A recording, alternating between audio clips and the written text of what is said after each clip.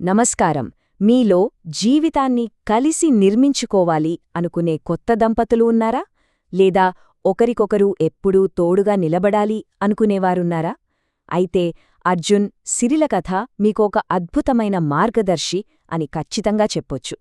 ఈరోజు వాళ్ల ప్రయాణాన్ని విశ్లేషిస్తూ నిజమైన భాగస్వామ్యమంటే ఏమిటో, దాని బలమేంటో మనం తెలుసుకుందాం. ఇక ఏమాత్రం ఆలస్యం చేయకుండా మొదలుపెట్టేద్దాం. ప్రేమ అంటే కలిసి ఎదగడం. వినడానికి చాలా సింపుల్గా ఉంది కదూ, కాని నిజం చెప్పాలంటే ఇందులో చాలా లోతైన అర్థం ఉంది. నిజమైన ప్రేమ అంటే కేవలం కలిసి టైం స్పెండ్ చేయడం కాదు, అది ఒక నిరంతర ప్రయాణం. ఒకరి ఎదుగుదలలో మరొకరు భాగం కావడం, ఇద్దరూ కలిసి తమ జీవితాలను మెరుగ్గా తీర్చిదిద్దుకోవడం. ఈ రోజు మనం చూడబోయే అర్జున్, సిరిల కథ సరిగ్గా ఇదే విషయాన్ని మనకు కళ్లకు కట్టినట్టు చూపుతుంది. మొదటి భాగం, ప్రేమకు కొత్త అర్థం. సాధారణంగా రొమాన్స్ అనగాని మనకు గుర్తొచ్చేదేంటి?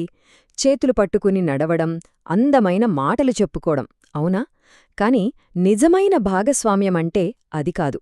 జీవితంలో మనవాళ్లు కింద పడిపోయినప్పుడు వారికి చేయి అందించి పైకి లేపడమే అసలైన బంధం. సిరి కాలేజీ టెర్రస్ మీద తెలుసుకున్న నిజం ఇదే. ఈ చిన్న ఆలోచనే వారి బంధానికి ఒక బలమైన పునాది వేసింది. వాళ్ల బంధం ఎలా మొదలైందో చూస్తే చాలా ఆశ్చర్యంగా ఉంటుంది. వర్షంలో బస్టాప్ దగ్గర జరిగిన ఒక చిన్న పరిచయంతో అది స్టార్ట్ అయింది. ఆ తర్వాత క్యాంటీన్, లైబ్రరీలో కలిసి చదువుకునే ఫ్రెండ్షిప్గా మారింది.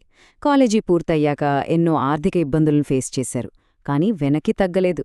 చివరికి వాటన్నింటినీ దాటి కెరియర్లో సక్సెస్ సాధించి పెళ్లిపీటలెక్కారు. ఒక సింపుల్ పరిచయం కష్టాలను తట్టుకుని ఎంత స్ట్రాంగ్ బంధంగా మారిందో ఇక్కడ మనం గమనించాలి. ఇక రెండవ పాయింట్, ఆర్థిక కష్టాలను ఎదుర్కోవటం. జీవితమన్నాక కష్టాలు కామనే కదా. జీవితంలో కష్టాలు చెప్పేరావు.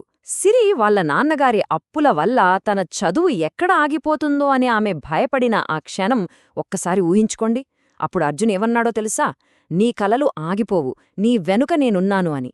ఆ ఒక్క మాట ఆ పరిస్థితుల్లో ఆమెకు ఒక పెద్ద గొడుగులా మారింది.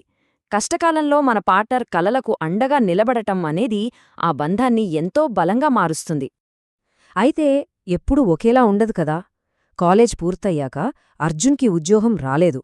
తను తీవ్రమైన నిరాశలో ఉన్నప్పుడు సిరి ఇచ్చిన రిప్లై నిజంగా అద్భుతం. డబ్బు లేనివాడు ఓడిపోయినవాడు కాదు, కలలు వదిలేసినవాడే నిజంగా ఓడిపోయినవాడు అని ఆమె అంది. మనం కింద పడిపోయినప్పుడు మన పార్ట్నర్ మనమీద ఉంచే ఆ నమ్మకమే కదా మనల్ని మళ్లీ పైకి లాగేది. ఆ నమ్మకమే అర్జున్లో తిరిగి ఆత్మవిశ్వాసాన్ని రగిలించింది.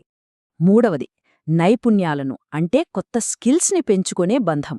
పార్ట్నరిచ్చే మోరల్ సపోర్ట్ ఎంత ముఖ్యమో, దాన్ని నిజం చేయడానికి మనం పడే కష్టం కూడా అంతే ముఖ్యం. అర్జున్ అదృష్టం మీద ఆధారపడలేదు. రాత్రంబవులు కష్టపడ్డాడు, కొత్త స్కిల్స్ నేర్చుకున్నాడు. అలా ఒక చిన్న స్థాయి నుంచి టాప్ కంపెనీకి ఎదిగాడు. ఈ ప్రాసెస్లో వాళ్లు పడిన కష్టం ఇద్దరి మధ్య బంధాన్ని విడదీయరానిదిగా మార్చేసింది. ఎట్టకేలకు సక్సెస్ అయ్యాక అర్జున్ తన మొదటి జీతం తీసుకుని సిరి దగ్గరకు వెళ్ళి, ఈ విజయంలో సగం నీదే అని చెప్పాడు. ఎంత గొప్ప క్షణమది! దానికి సిరి ఏమందో తెలుసా? నిజమైన ప్రేమ మనిషిని బలహీనంగా కాదు, బలంగా మారుస్తుంది అని. కష్టాలను పంచుకుంటూ సాధించిన విజయం ఎలాంటిదో ఈ మాటలు మనకు చాలా స్పష్టంగా చెప్తున్నాయి.